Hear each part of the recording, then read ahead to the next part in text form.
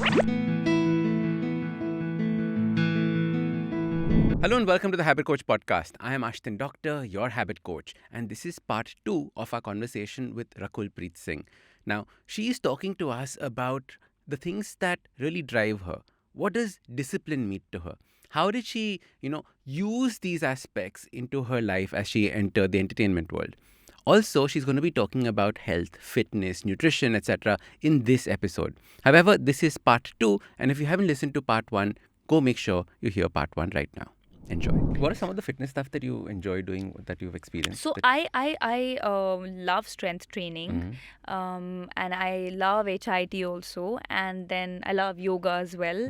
I was never a yoga person, but when my journey into spirituality began is when I truly understood yoga.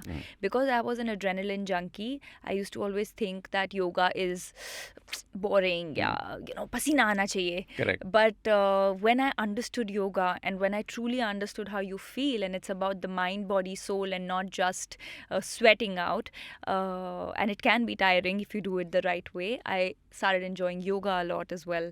So anything from trekking to basically I just want to be physically active. So when there are no gyms around on certain shooting schedules where if you're in the interiors, I'll still manage a workout without anything in the room, or go for a walk or trek. Like we were in Mussoorie, so I trekked twice. In Ladakh, I trekked. So I love outdoors. I love connecting with nature.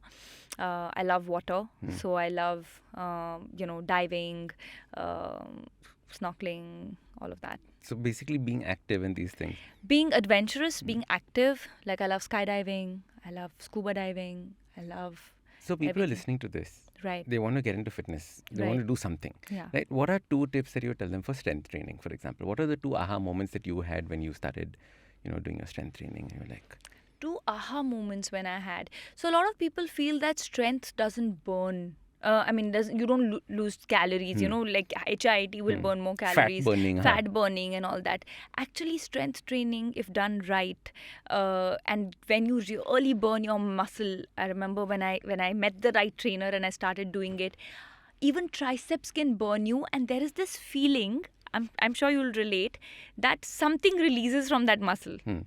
You suddenly feel like something's gone on in your head. Correct. And that feeling for me is great. So if I have somehow missed strength training for, say, whatever reason, I'm traveling 3 days, and when I get back and I do it, the first thing I say is, I love workout, I love working out. Mujhe kitna bhi kaam kara lo, mujhe workout karwa lo.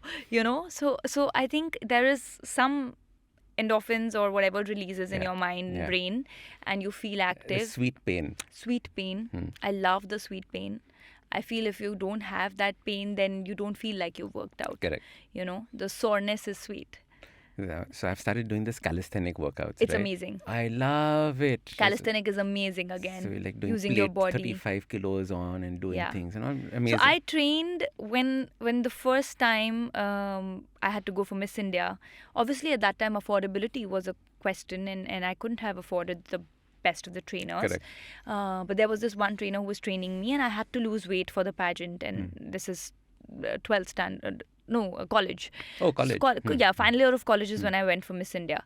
So my dad put like how you said you wear 35 kgs, he made me wear like a heavy jacket and sweater under it and Lodi Garden in Delhi. He's like, let's run and then we'll do burpees in this, we'll do squats in this. That's how he would train me in the evening. So morning I would go to the gym and evening we used to train like that because that's your pittu training in Forge. I love it. First fitness trainer, dad. Yeah, always. Fitness coach. Yeah.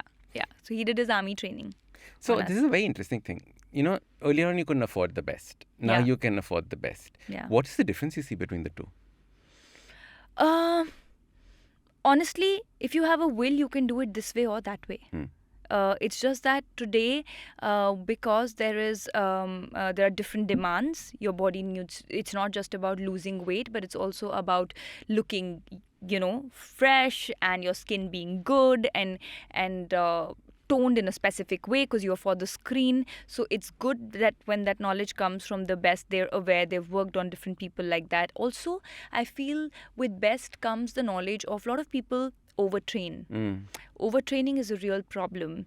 Now, when they say, oh, heart attacks are happening, it's not because of training, it's because of undernutrition and overtraining. Correct. And being lean and being fit is very different from being healthy. A lot of girls today have hormonal problems that come from excessive workout or long fasting. Women should not fast over 14 hours as a lifestyle because they are infradian beings. They're not circadian. It means they have these two cycles. They have a menstrual infradian cycle every Correct. month, and then they have, like the men have, the circadian rhythm. So I feel like with working with the best, you get that information. And I love extra information on fitness. Like, I love reading books on fitness. I love reading how food is important, what food does what, like getting into details of how does the insulin spike happen, what I should eat at what time, how your body is a very, very complicated but beautiful machine. There's so much science inside it that if you truly understand that science, you will never need medicines as an everyday Correct. lifestyle. And these learnings came from the coaches that you had? They came from books that you read? Where did you... Books. I think a little bit of both. There's this coach, my first trainer who made me fall in love actually with the fitness was in Bombay. When I moved here, his name is Harrison James. He's called my tough taskmaster. Okay. And I was 21 at that point. I used to come from Kandivali to Bandra to train with him. And he always says, where there's a will, you'll do it. He's again that Fauji mindset. So I really connected with him. Ki karo. Do 50 reps, do 100 reps. It's not about you will. Doing something is better than doing nothing. So my first love came from there. And because I loved it, I loved reading books. So a lot of reading books, and also times where I felt, okay, I'm feeling a little low on energy. Why? Questioning yourself, not just having a cup of coffee and putting it under the carpet.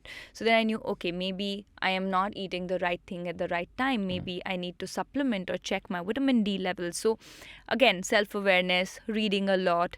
So my younger brother, again, he jokes. He's like, you're a nutritionist. So I'm like, no, I'm not. But I love reading about well-being. My doctor friends tell me this, Ashdin, you probably didn't study half of this in your school. I was like, no, in school I didn't want to read any of my books. Now I want to read everything. I want to know everything that is there. Same. I mean, I did want to read books, but I just feel the books in school don't really help you as much in life, as much as when you read in your area of interest. Yeah, absolutely. Yeah. Fun question. Okay. What are 3 of the worst nutrition advices that you've gotten? Leave carbs first. Carb kam kar do, patle ho jaoge. Why worst? No, because your body requires carbs for sustenance, because your brain cells use that, your cells in the body use carbs as their fuel.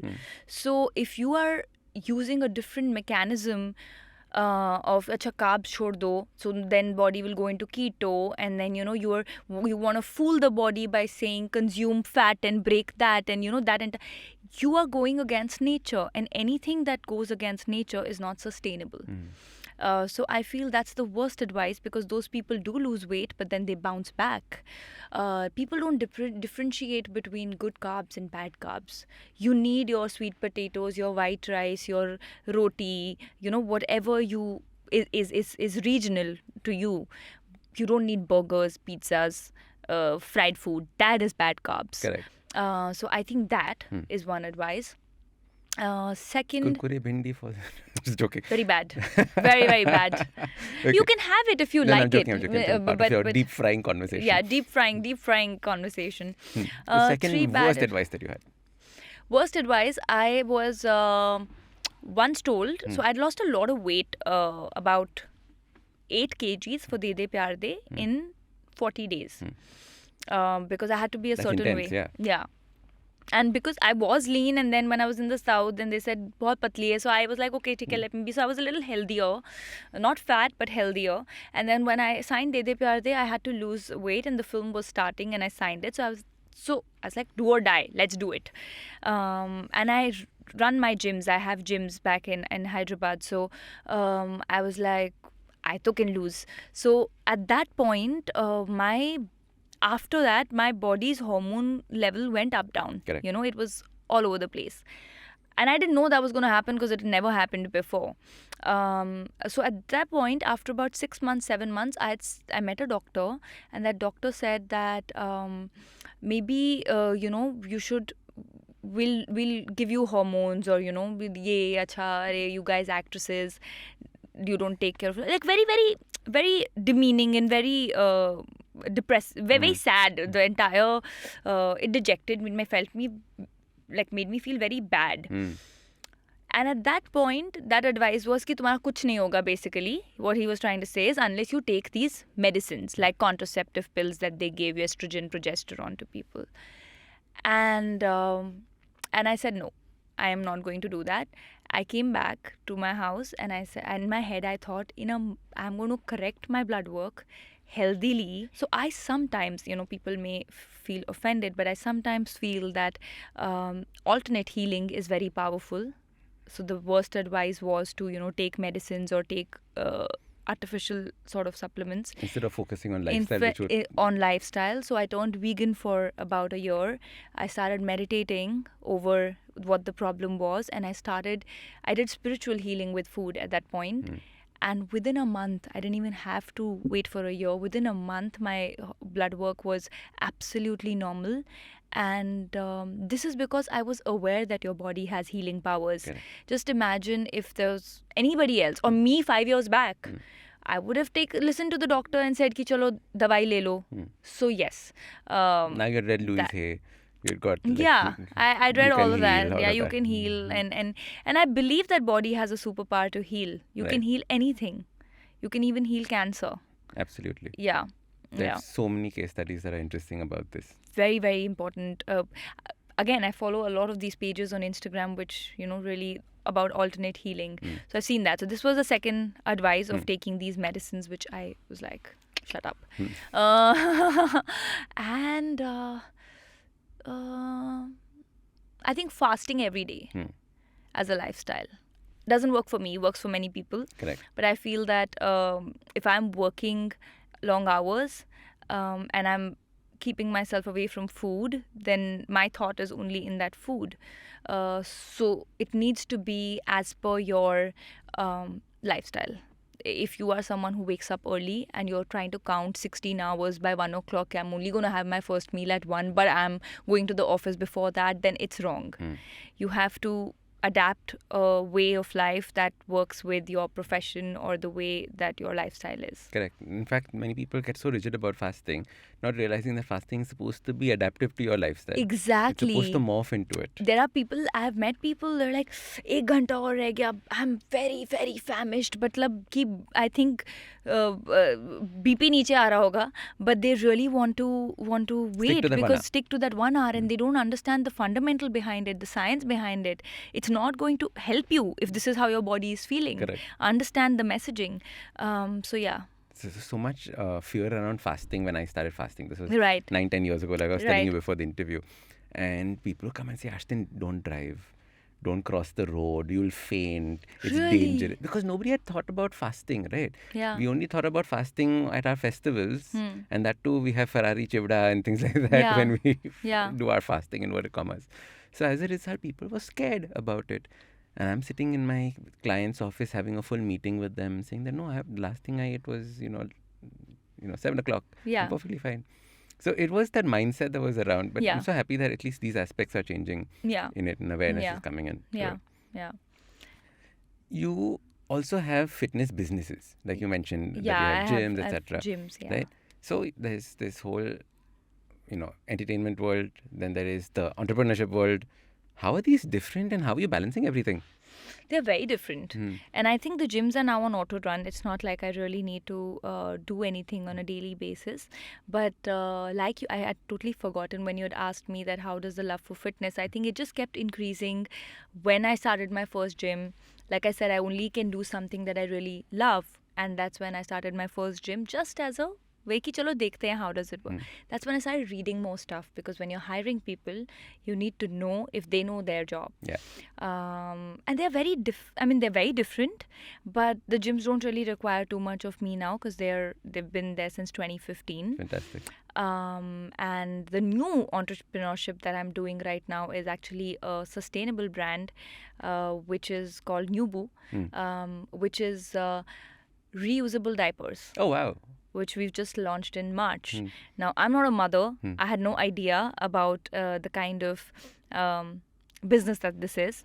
But when these two girls came to me, and I'm a co-founder on it, like they came to me two years back, and with not 2 years, but a year and a half back, and I loved the thought, because when I saw the facts and figures, we talk about global warming, we talk about the planet not being friendly after a few years, and the biggest waste, the largest waste that comes from is diapers and sanitary napkins. Correct. And there are more diapers because there are more kids being born every second. We are a growing population. And you won't believe each kid uses 6,000 diapers in its lifetime. Yeah. And you need only 15 of Nubus. So that math was very interesting for me. I think because I'm a maths graduate, that maths was, I was like, wow, from 6,000 diapers to 15, you can really contribute to saving the landfill. And the beauty of being sustainable is the fact that it saves your pocket as well. It's cheaper. Yeah. It saves your pocket. It's better for the child because there's no plastic. We use cotton and bamboo and things like that. And just imagine, like, diapers. Each diaper, the normal diaper, takes 500 years to decompose. Maybe not completely even There's then. so much plastic and it's unnecessary. So much plastic. Yeah. So that means wherever the first diaper in the world was made, it still exists somewhere.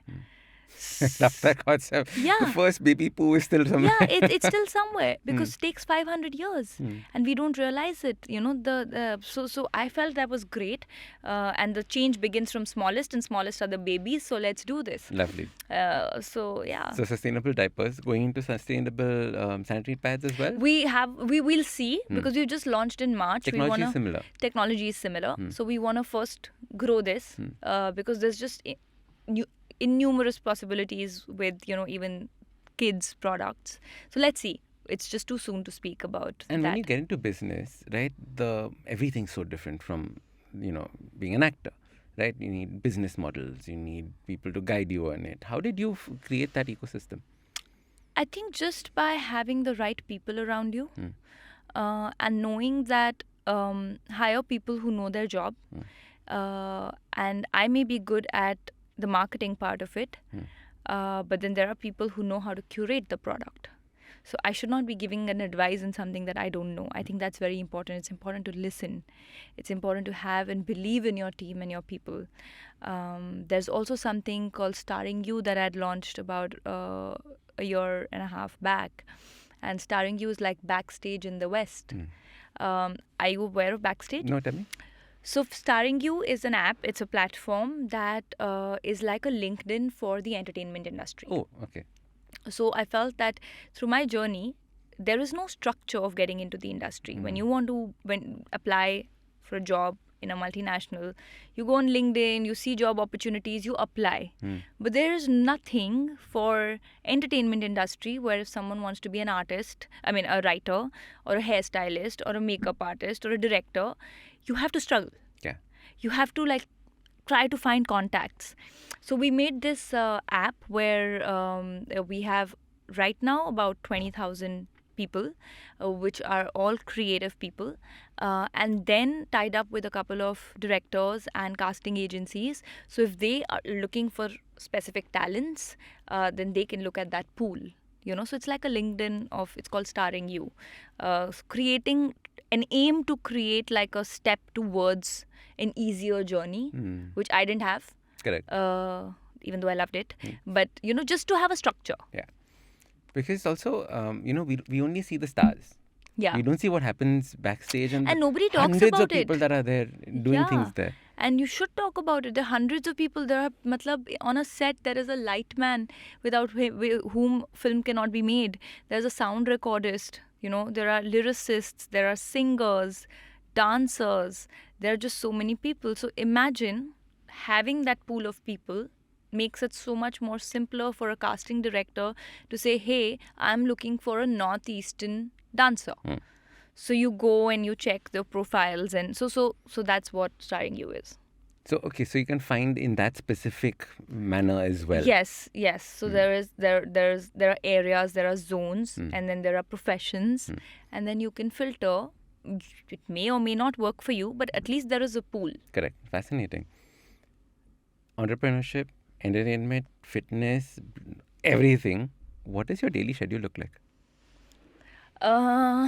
Daily schedule keeps changing, yeah. It keeps changing if you're But shooting. like if you had to sit down and actually write down one, this is my ideal schedule and this is what I would want to do through the day, what would it end up looking? Ideally. And and then there'll be 19-20 difference through the... No, so I'll tell you, when you're shooting, it always depends on your shoot schedules. If you're shooting 12 hours, you have no time for anything else.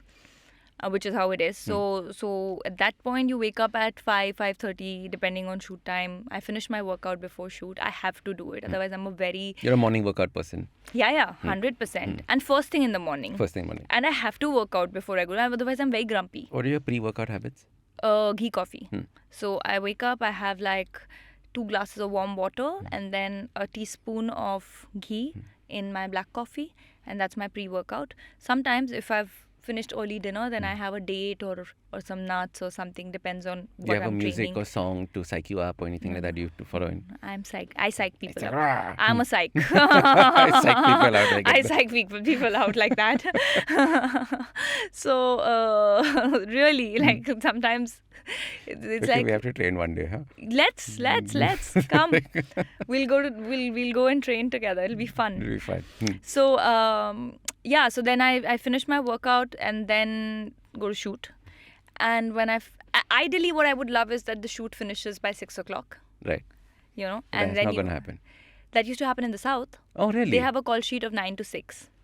My God, that's so much better than... That is amazing. 9 o'clock you start shooting, which means 7:30 you're on set, you get ready.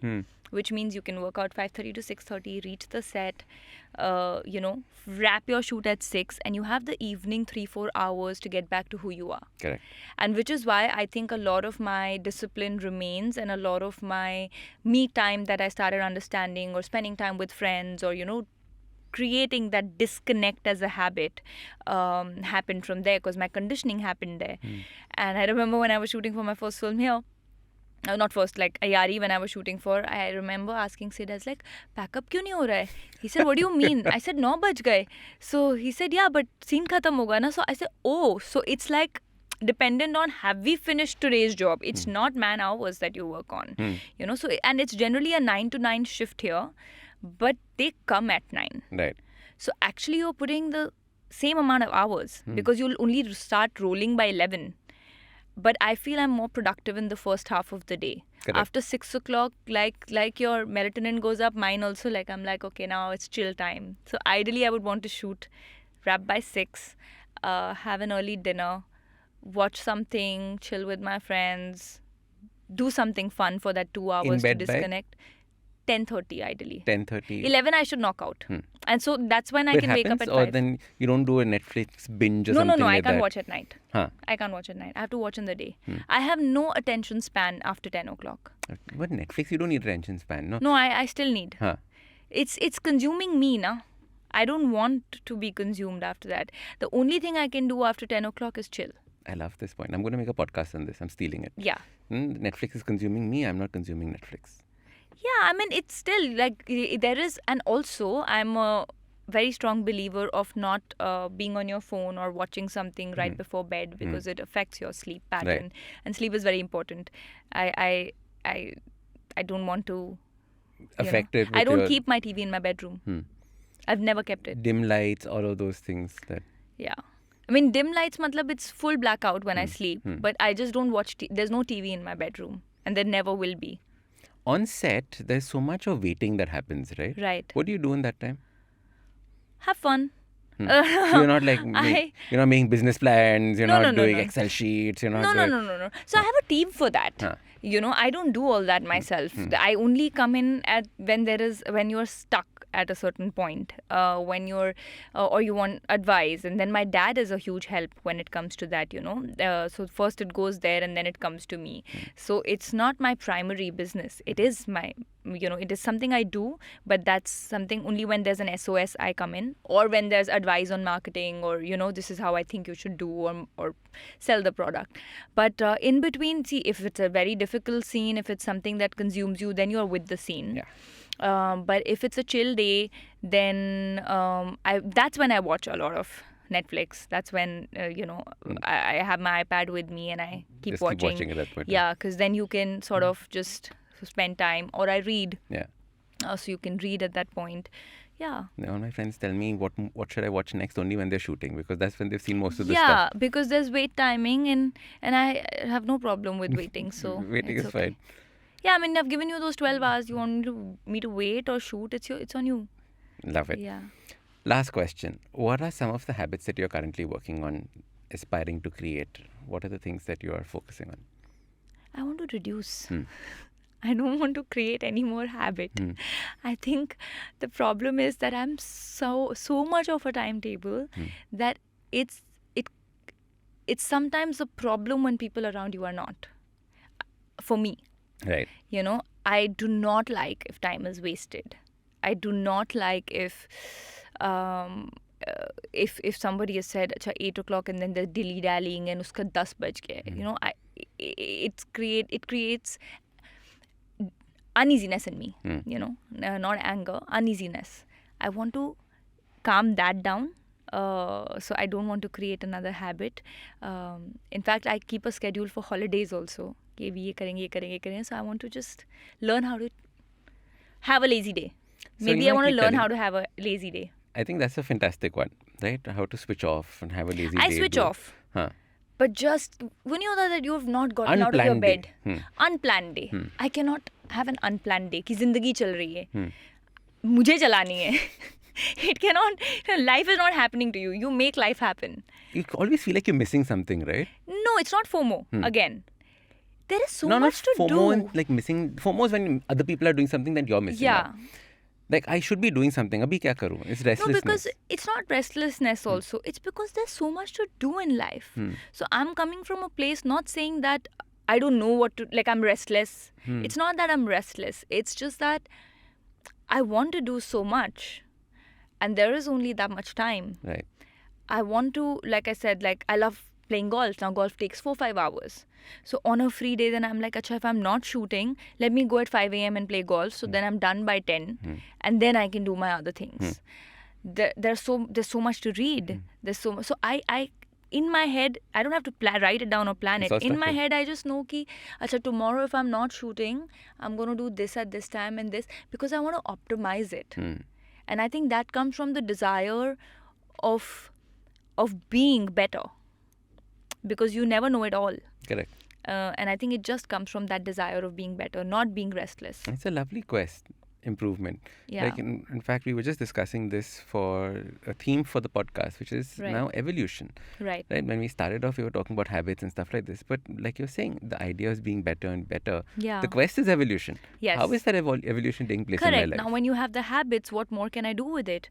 I already wake up early, and I already put in the effort that's required for my well-being, and I already am putting certain hours to read. I also think it's very important to exercise your mental faculties and do that little bit of reading, 20 pages a day, or once in 2 days if you can, on whatever interests you. But the quest is to be a better version of yourself with every passing day, because life has unlimited opportunities. Absolutely. So so only if you're open and able to receive and grow with them will you That's like the grow. reason for life as it is. Yeah. Lovely. Rakul, thank you so much for coming on the Thank podcast. you so much. I had a blast talking to you. Likewise. Yay.